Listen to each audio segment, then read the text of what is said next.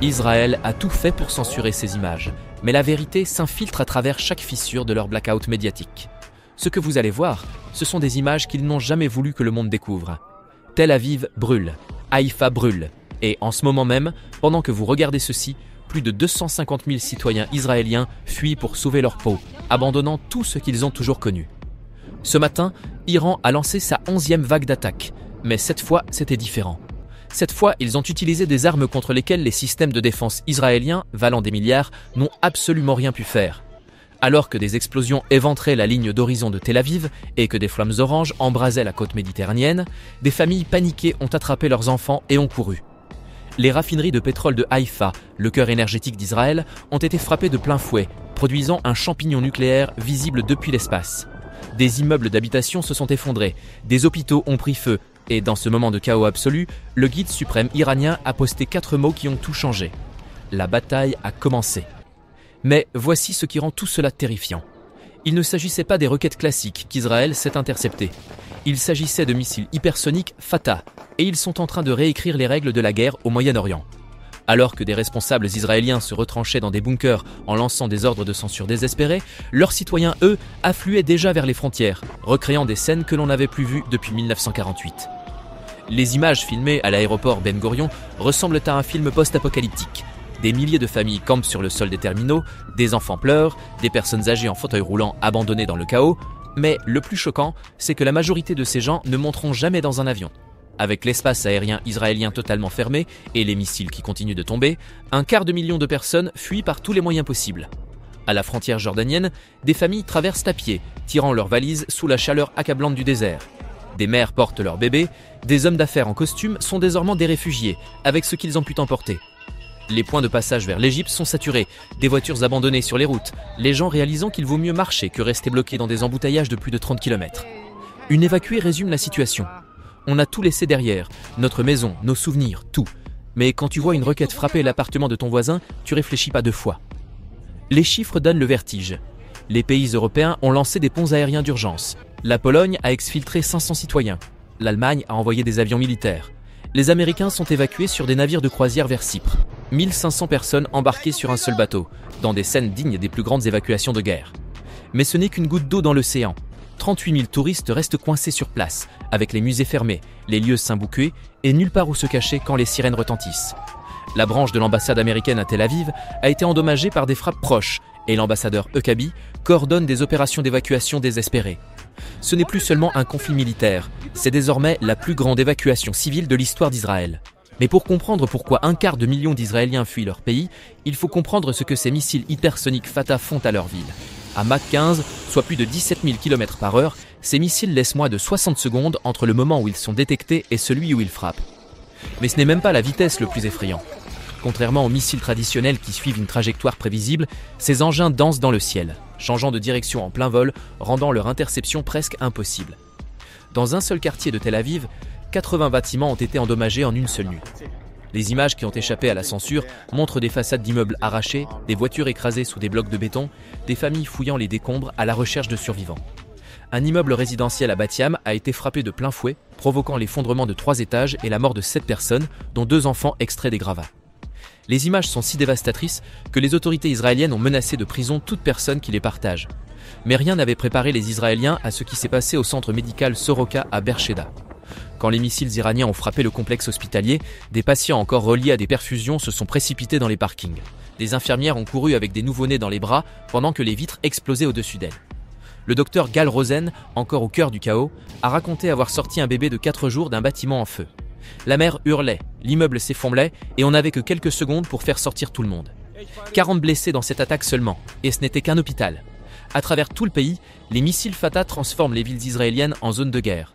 Et le célèbre dôme de fer dans lequel les Israéliens plaçaient toute leur confiance, il s'effondre, littéralement. Chaque nuit, Israël brûle 285 millions de dollars en tentant de stopper ces missiles. Laissez ça résonner un instant. 285 millions par nuit pour un système de défense qui ne fonctionne plus. Chaque intercepteur Arrow 3 coûte 3 millions de dollars, et ils en tirent des dizaines pour essayer de stopper seulement quelques missiles iraniens. Mais voici le calcul terrifiant qui empêche les généraux israéliens de dormir. À ce rythme, tout leur arsenal défensif sera épuisé en moins de 2 semaines. L'expert en défense Yehoshua Kaliski a fait un aveu glaçant.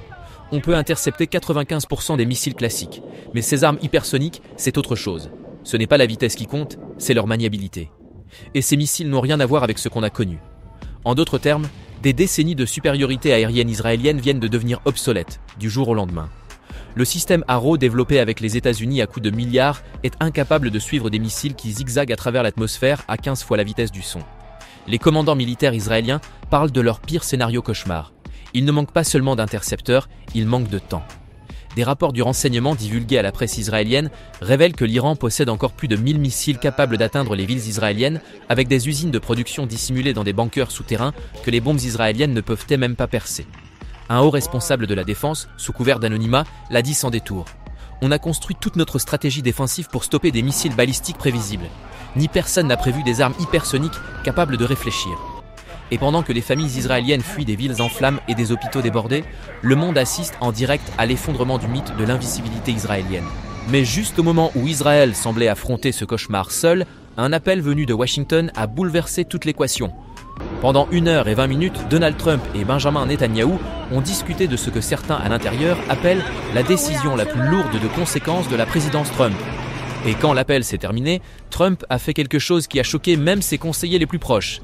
Reddition sans condition, a-t-il posté en majuscule, directement adressé aux dirigeants iraniens. Mais la suite a glacé le sang à Téhéran. On sait exactement où se cache le soi-disant guide suprême.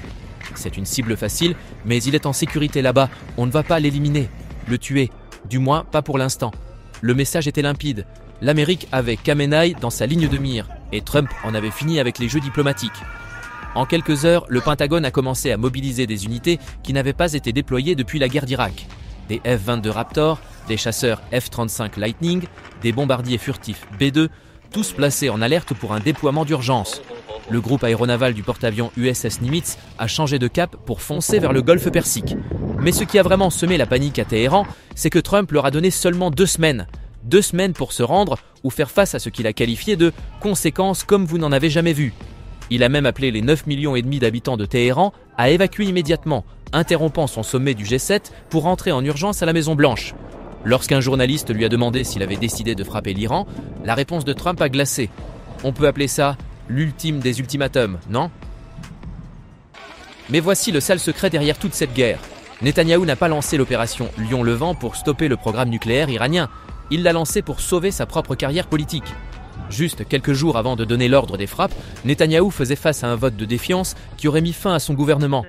Les partis d'opposition avaient les voix. Ses partenaires ultra-orthodoxes se rebellaient. Les procès pour corruption se resserraient autour de lui. Puis, soudainement, et très opportunément, l'Iran est devenu une nécessité opérationnelle immédiate. Le schéma est incontestable. Depuis 1992, Netanyahou crie au loup sur les armes nucléaires iraniennes. En 1996, il affirmait devant le Congrès que l'Iran était à 3 ou 5 ans de l'arme. En 2002, il disait qu'ils avaient des centrifugeuses de la taille de machines à laver. Totalement faux. En 2009, probablement 1 ou 2 ans. Vous vous souvenez de 2012 ? Il a littéralement brandi un dessin de bombe cartoonesque, façon méchant de dessin animé, prétendant que l'Iran était à quelques mois de la bombe. Et nous voilà en 2025 et son propre Mossad le contredit. Les services de renseignement américains confirment que l'Iran a suspendu son programme d'armement en 2003. Mais aujourd'hui, la fuite en avant de Netanyahou a plongé les villes israéliennes dans le chaos. Pendant qu'il diffuse des discours de victoire depuis son bunker, 250 000 de ses concitoyens fuient des maisons en flammes. Des familles qui lui faisaient confiance sont désormais des réfugiés.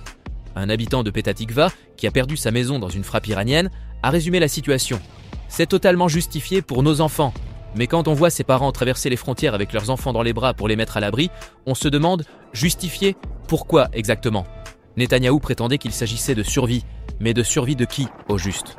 Tandis que les familles israéliennes fuyaient et que les villes brûlaient, l'Iran a révélé à quel point l'Occident avait sous-estimé ses capacités militaires. L'opération Promesse Véritable 3 n'était pas un simple tir de roquettes improvisé. C'était une démonstration magistrale de guerre du XXIe siècle. Les commandants iraniens ont déployé une stratégie de tromperie brillante qui a fait passer les défenses israéliennes pour des reliques d'un autre temps. Ils ont saturé les radars de drones bon marché et de l'heure, forçant Israël à gaspiller des intercepteurs coûteux sur des cibles fictives. Puis, une fois les défenses surchargées et en phase de rechargement, les véritables missiles ont frappé. Le choix des cibles relevait de la guerre psychologique à son apogée. 4 missiles sont tombés à moins de 100 mètres du siège du Mossad, assez près pour faire trembler les vitres, pas pour anéantir le bâtiment. Le message était limpide. Nous pouvons vous frapper quand bon nous semble. Le centre de commandement de Tsahal a évité de peu un impact direct. La télévision d'État iranienne montrait les missiles fendant les défenses israéliennes comme si elles n'existaient pas, tandis que les généraux déclaraient avoir un contrôle total de l'espace aérien des territoires occupés. La réponse régionale a été tout aussi stratégique. 20 nations arabes, y compris les alliés américains que sont l'Arabie saoudite et les Émirats arabes unis, ont condamné les attaques israéliennes. Le message de l'Iran à leur égard était clair. Nous ne vous visons pas, mais si vous soutenez Israël, c'est à vos risques et périls. Derrière les portes closes à Genève, les diplomates iraniens négociaient avec des médiateurs européens. Mais ils ont tracé une ligne rouge sans. Pas d'arrêt de l'enrichissement de l'uranium. Ils misent sur l'incapacité d'Israël à soutenir un conflit d'une telle intensité, sur le revirement de l'opinion publique américaine contre une nouvelle guerre au Moyen-Orient et sur le facteur temps. Avec 240 morts mais un programme nucléaire intact, l'Iran joue sur le long terme, pendant que les villes israéliennes partent en fumée. Et nous voilà, spectateurs impuissants, face à deux puissances nucléaires enfermées dans une spirale de mort qui menace d'engloutir tout le Moyen-Orient. 1/4 million d'Israéliens ont abandonné leur patrie, rejoignant les rangs des réfugiés de l'histoire.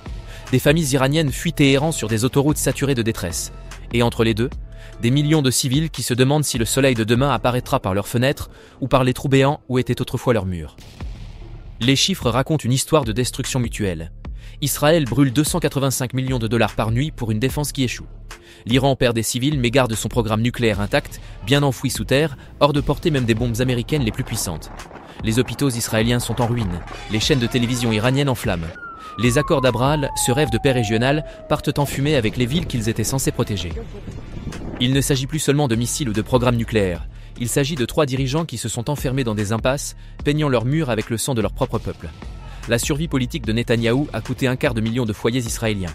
L'héritage présidentiel de Trump repose sur un ultimatum de 2 semaines qui pourrait entraîner l'Amérique dans une nouvelle guerre sans fin. Et Khamenei, il a transformé sa nation en bûcher funéraire pour prouver qu'il ne plierait pas devant l'Occident. Chacun d'eux a choisi l'orgueil plutôt que la paix, le pouvoir plutôt que le peuple. La bataille a commencé, comme l'a averti Khamenei. Mais lorsque la fumée se dissipera, lorsque les missiles auront cessé de voler, nous pourrions découvrir une vérité terrifiante, qu'il n'y a pas de vainqueur dans cette guerre. Seulement des fantômes errant dans les ruines de ce qui étaient autrefois des villes prospères. Seulement des enfants qui demandent pourquoi ils ne peuvent pas rentrer chez eux. Seulement des livres d'histoire qui s'interrogeront sur la manière dont nous pourrons en être arrivés là. L'ultimatum de Trump s'achève. Les défenses d'Israël s'effondrent. Le peuple iranien meurt. Et quelque part dans les cendres de Tel Aviv et de Téhéran, les rêves de millions d'êtres humains sont en train de brûler. Car quand on joue aux échecs nucléaires avec des vies humaines, tout le monde perd. La seule question qui reste est, combien devront encore fuir avant que quelqu'un cligne les yeux ?